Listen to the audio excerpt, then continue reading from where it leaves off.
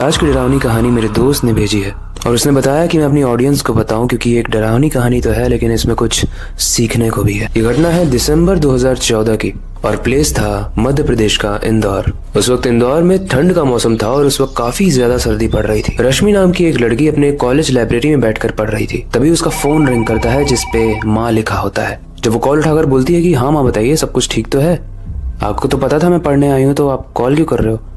उसकी माँ बोलती है कि उसके भाई का एक्सीडेंट हो गया है। उन्होंने फोन पर कहा कि दीपक की बाइक एक गाड़ी से टकरा गई है और उसका भाई बहुत ज्यादा इंजर्ड है। रश्मि की माँ ने उसे तुरंत हॉस्पिटल बुलाया। अब वो हॉस्पिटल रश्मि के कॉलेज से कुछ ही मिनट्स की दूरी पर था, तो वो बिना कुछ सोचे हुए घबराई हुई हॉस्पिटल में पहुंच जाती है। और वहाँ गाइस वही सैड सिचुएशन थी।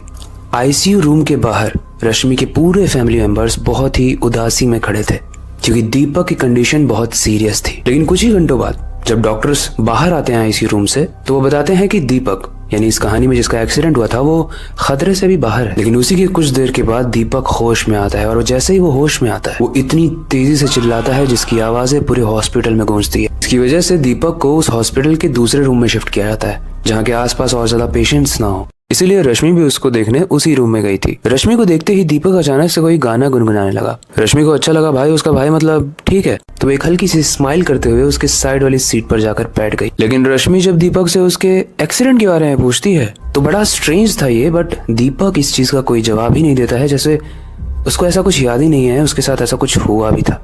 लेकिन इसके पीछे बहुत ही इंटरेस्टिंग एक फैक्ट है। 10 घंटे सोया और उसके बाद जब वो उठता है तो वो फिर से काफी अजीब बिहेव करने लगा। वो घंटों तक रूम के बाहर बैठकर रो रो कर बस आंखें खोलकर देख रहा था। और रश्मि ने जब पूछा कि तू किसको देख रहा है भाई, तो क्यों इतना अजीब बिहेव कर रहा है, इसके रिप्लाई में दीपक ने अपनी उंगली उठाई और एक जगह पर इशारा किया। लेकिन गाइस सबसे स्ट्रेंज और डरावनी चीज ये है कि जहाँ दीपक ने इशारा किया था वहां खड़ी थी उन्हीं की माँ। लेकिन शायद दीपक अपनी माँ को कुछ नहीं कह रहा था, वो कह रहा था उनके पीछे खड़े एक साये को, जो शायद दीपक ही उसे देख पा रहा था। दीपक ने धीरे से रश्मि की कान में बोला, वो मुझे लेने आई है और वो हमारी माँ के पीछे खड़ी है।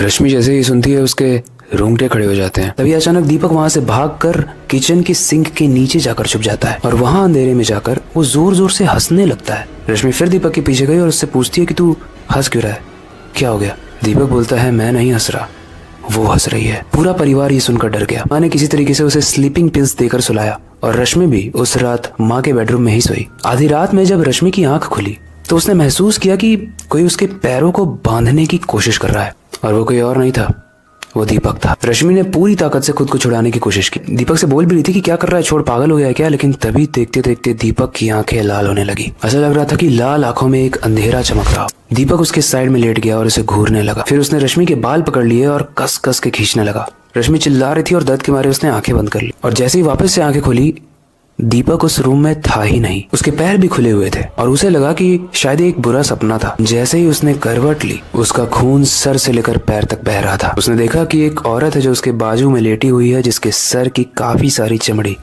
सड़कर गल चुकी है और उसके कुछ बाल वो अपने मुंह में ही चबा रही थी।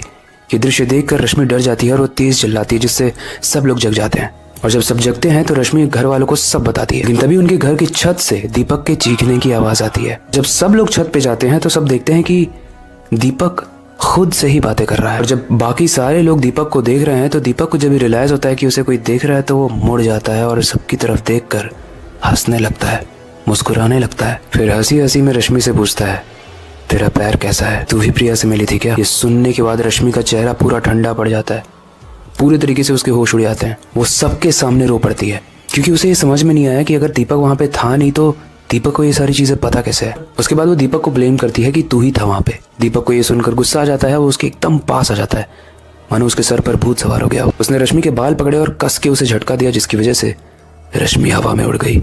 उसके बाद जब उसके पिताजी ने उसको रोकने की कोशिश की तो दीपक ने अपने पिताजी को भी धक्का दे दिया, जिससे वो छत से नीचे गिर गए। अब बची थी सिर्फ उसकी माँ। दीपक जोर से चीखता है और बेहोश हो जाता है। सुबह जब उसे होश आता है तो वो देखता है कि वो अपने घर में ही एक चेयर से बंधा हुआ है। एक पंडित आए थे जो कुछ मंत्र पढ़ रहे थे उसके ऊपर, और वो बताते हैं बचे हुए घर वालों को कि किस तरीके से जब दीपक का एक्सीडेंट हुआ था तो उसके साथ सिर्फ दीपक ही नहीं बल्कि कोई और भी लौटा था।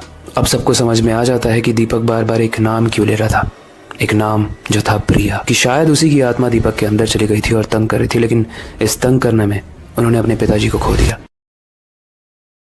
वैसी कहानी दीपक के एक फ्रेंड ने मुझे भेजी थी।